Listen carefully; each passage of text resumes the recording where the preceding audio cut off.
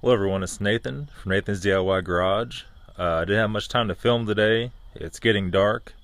I thought I'd do a video really quick on the M54 that has a melted piston. Okay, so here's the engine. This thing had a CCV valve that was leaking. You can see right there, that piston is melted. You can actually see the ring and the ring gap in between the valve release. That one's melted, and this one's melted. This one's full of rust. I pulled the head off. This thing's been sitting for about a week. This one's melted the same way, the same spot.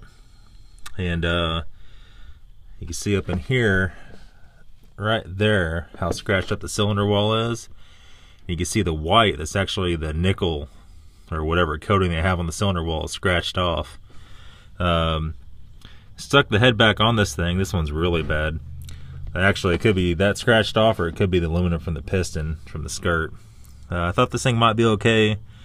Just threw it back together, did the bare minimum just to be able to start it, and it smoked like a sieve.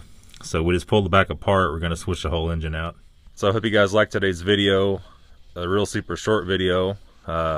This is what can happen. This can happen from an intake boot leak. This can happen from improper timing.